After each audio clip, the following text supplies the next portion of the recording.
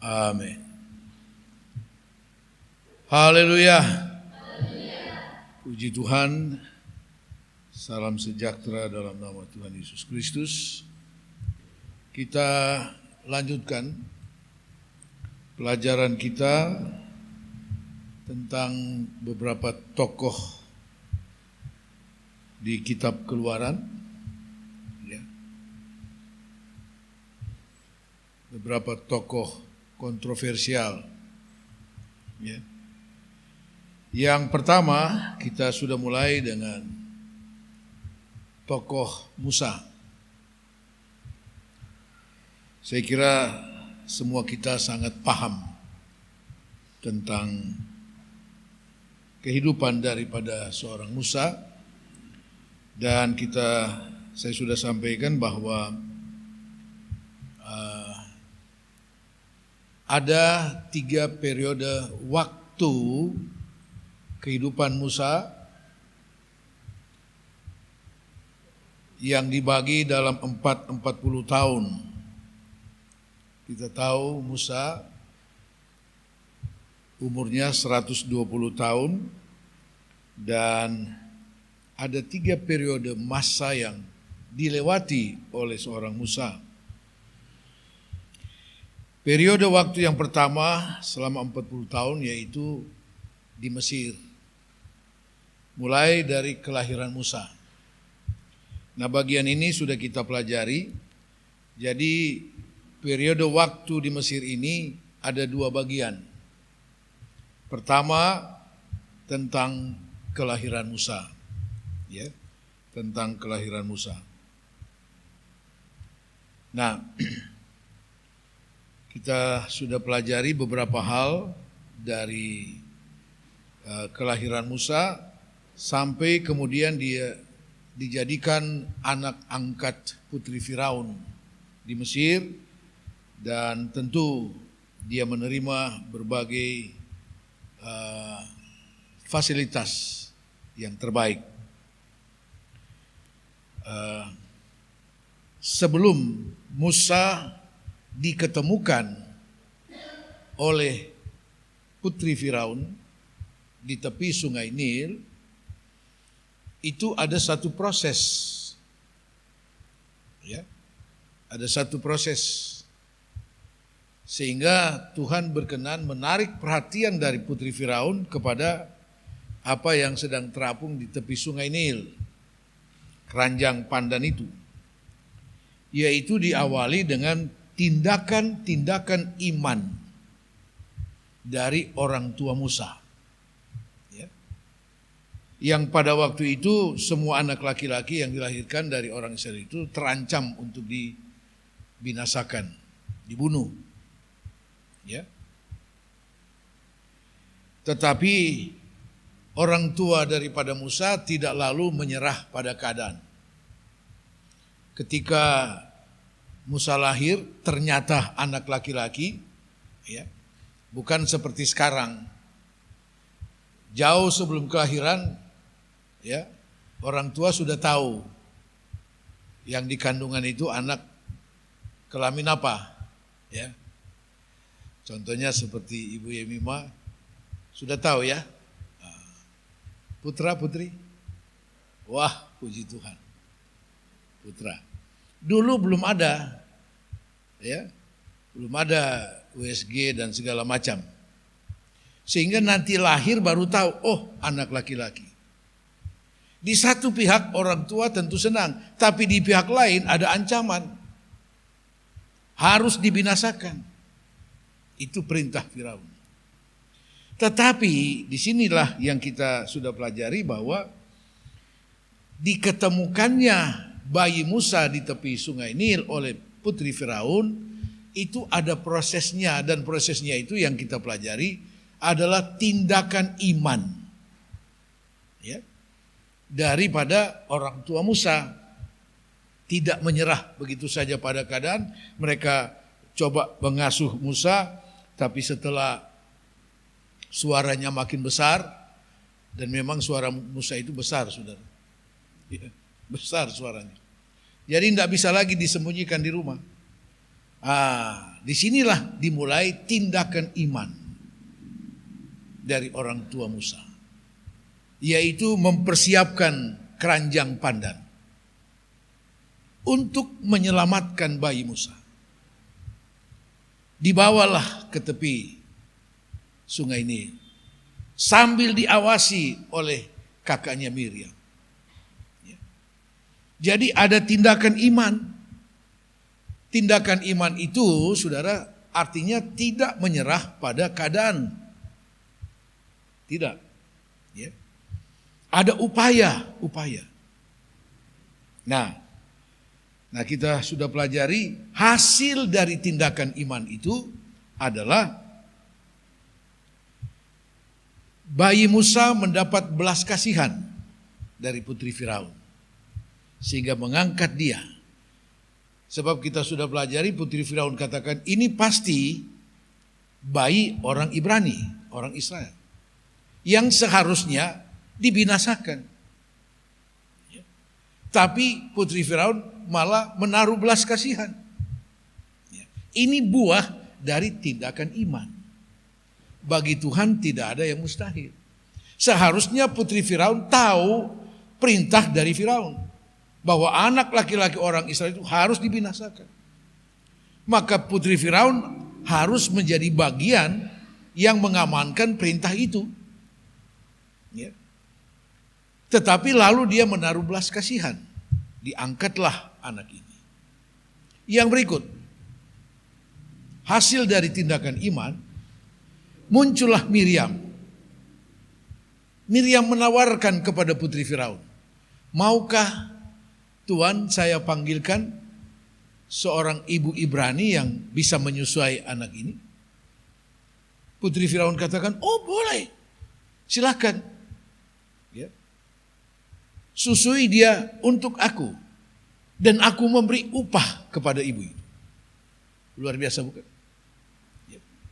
Bukan cuma diselamatkan, malah ibu daripada Musa diberi kesempatan untuk mengasuh dia.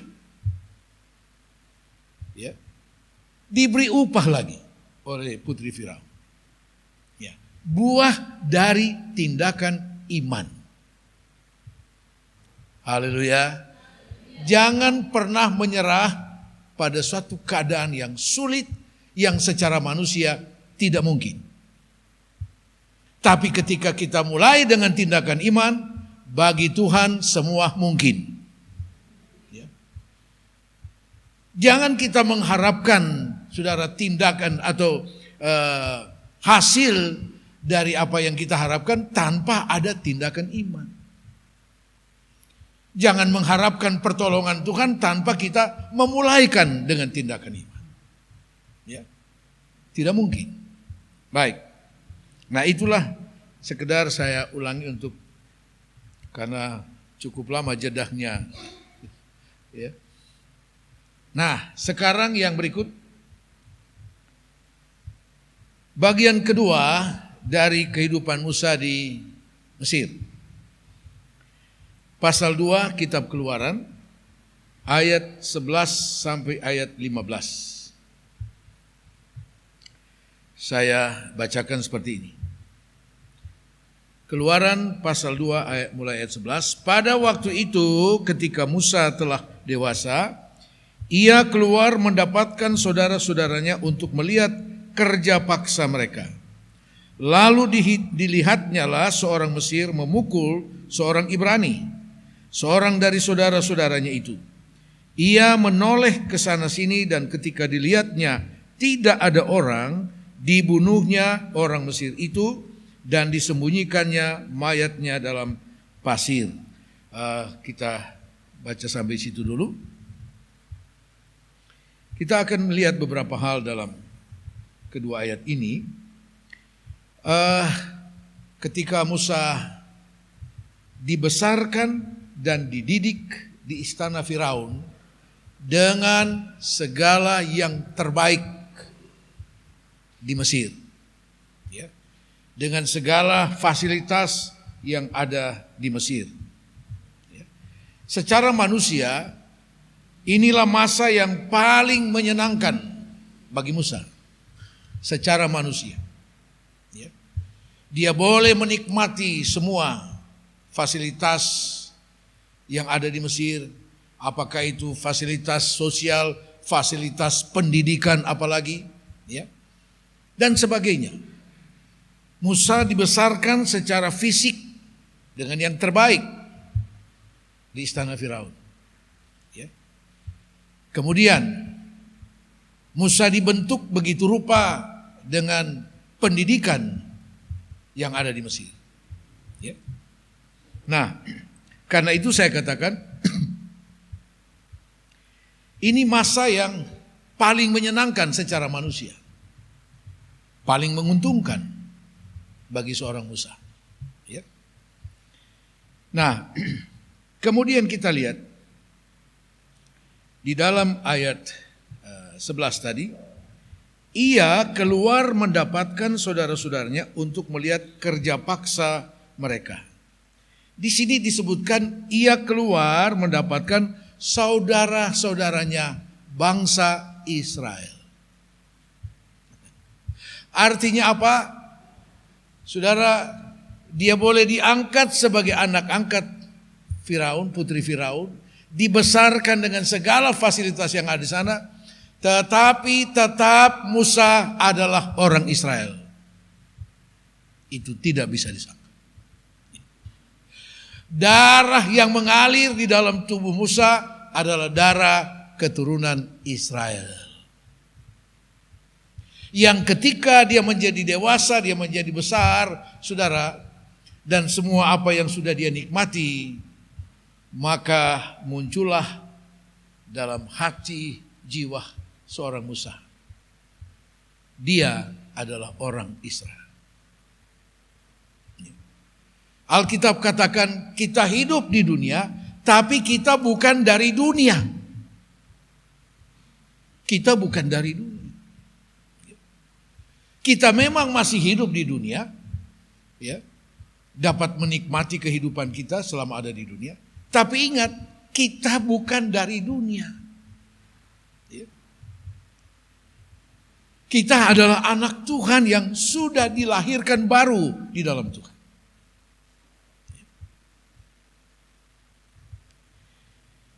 Sehingga kehidupan rohani itu harus tetap bertumbuh dalam kehidupan kita. Ya. Karena itu Musa lalu tergerak untuk melihat keadaan dari saudara-saudara. Dan apa yang dia temukan, dikatakan lalu dilihatnya seorang Mesir memukul seorang Ibrani, seorang dari saudara-saudaranya itu.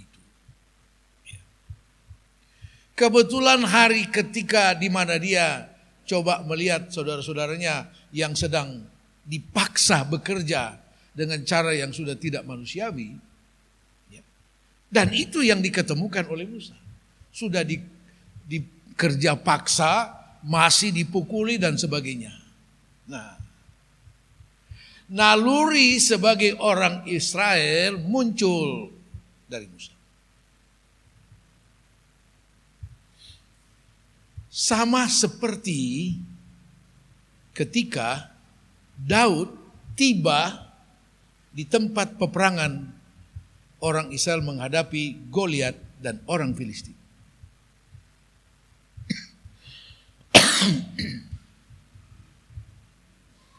Saudara, ketika Daud berada di situ, dia sekedar hanya untuk membawa perbekalan. Tapi tidaklah kebetulan ketika Daud ada di situ, dia mendengar ejekan, olokan dari seorang Goliat untuk bangsa Israel. Dia mendengar. Beberapa waktu lalu kita sudah dengar firman Tuhan mengenai hal ini. Waktu Daud dengar apa yang diucapkan oleh Goliat yang menghina bangsa Israel, menghina Allah daripada bangsa Israel. Itulah masalah dari Goliat. Kalau mungkin Daud tidak pernah dengar, Goliat tidak menemukan masalah. Karena ketika Daud dengar, muncul satu kemarahan dari Daud. Lalu dia berkata, siapa orang yang tidak bersunat itu yang berani menghina Allah kita, bangsa kita. Saudara, itulah masalah dari Goliat. Karena Daud sempat mendengar itu.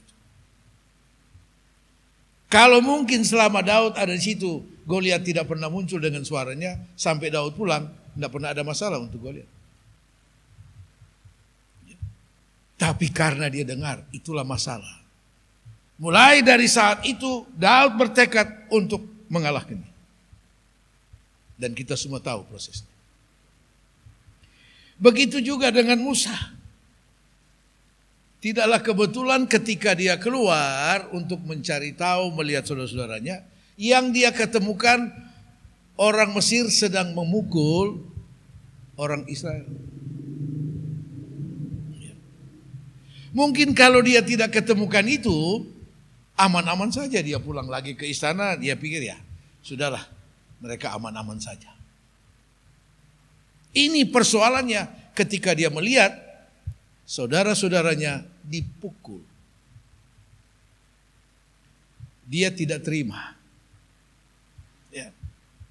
Dan kita baca di sana, ayat 12. Ia menoleh ke sana ke sini dan ketika dilihatnya tidak ada orang, dibunuhnya orang Mesir itu dan disembunyikannya mayatnya dalam pasir. Nah, di sini letak perbedaan antara Daud mengalahkan Goliat dan Musa membunuh orang Mesir. Ya. Ketika Daud menghadapi Goliat, dia katakan apa? Dalam 1 Samuel 17 ayat 45 ayat 46. Engkau mendatangi aku dengan tombak, lembing, pedang, tapi aku mendatangi engkau dengan nama Tuhan Allah Israel yang engkau tantang itu. Nah, di sini perbedaannya. Apa yang dilakukan Musa untuk menolong bangsanya, membela bangsanya, yaitu Musa memakai kekuatannya sendiri. Dan itu bukan konsep Allah. Bukan konsep Allah.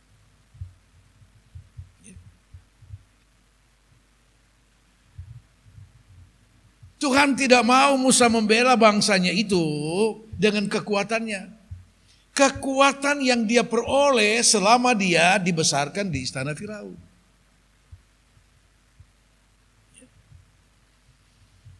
Jadi apa yang dilakukan oleh Musa, yaitu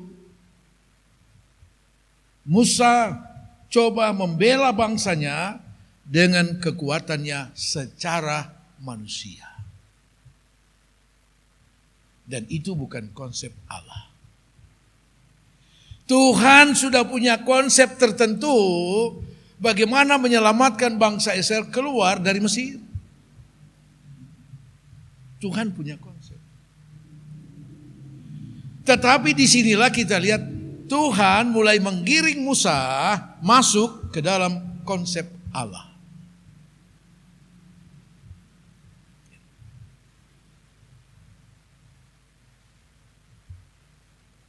Saudara, Tuhan tidak pernah mengharapkan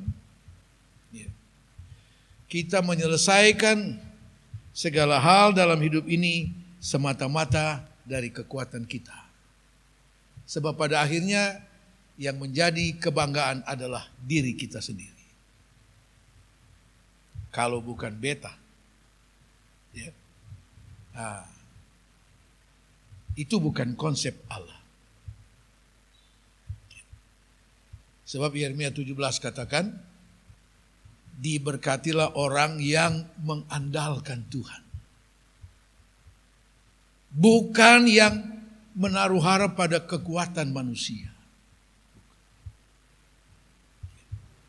Kekuatan yang diperoleh Musa selama dia bertumbuh menjadi besar di istana Firaun. Dengan kekuatan itulah dia coba menolong dan membela bangsa. Tetapi itu tidak kebetulan, saudara. Seperti halnya yang kita sudah lihat dari Daud. Tidak kebetulan dia ada hadir di medan perang itu, lalu dia dengar suara daripada Goliat.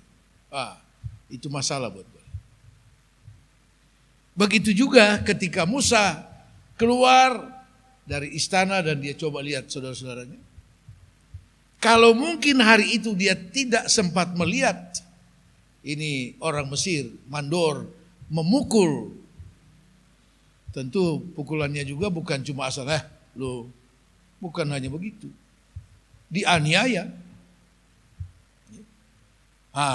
Muncullah kemarahan daripada Musa. Tapi itu semua bukan kebetulan. Sebab justru itulah awal di mana Musa dibawa Tuhan untuk ada dalam konsep Allah. Dan konsep Allah itu ada proses yang panjang. Ada proses yang panjang. Saudara, seringkali kita menolak untuk ada di dalam konsep Allah karena apa? Ada proses yang panjang dan proses itu seringkali tidak menyenangkan secara daging ini. Tidak menyenangkan. Nah, itu yang seringkali kita hindari. Tetapi kali ini Musa mau tidak mau. Karena kalau kita baca selanjutnya dikatakan dalam ayat 14. Tetapi jawabnya, siapakah yang mengangkat engkau menjadi pemimpin dan hakim atas kami? Apakah engkau bermaksud membunuh aku sama seperti engkau telah membunuh orang Mesir itu? Musa menjadi takut sebab pikirnya, tentulah perkara itu telah ketahuan. Jadi besoknya Musa keluar lagi, pergi lihat lagi. Tentu dalam hatinya, besok orang Mesir bikin saya punya bangsa ya, tunggu. Satu-satu dia mulai lenyapkan. Tetapi sekali lagi itu bukan cara dan bukan konsep Allah. Hari ini yang dia ketemukan, yang berkelahi, bangsanya sendiri. Orang Ibrani, orang Israel yang berkelahi. Musa bermaksud baik untuk memisahkan mereka. Nah, sebelumnya dalam ayat 12 dikatakan, waktu dia mau membunuh orang Mesir itu, dia lihat dulu sekeliling. Ada yang lihat enggak? Oh, enggak ada. Ternyata ada yang lihat. Nah, saudara-saudara, ketika kita mengandalkan kemampuan kita, akan berakhir dengan ketakutan. Berakhir dengan ketakutan. Ketika kita coba mengandalkan kemampuan kita sendiri. Karena itu, tidaklah keliru Alkitab katakan, diberkatilah orang yang mengandalkan Tuhan. Mengandalkan Tuhan.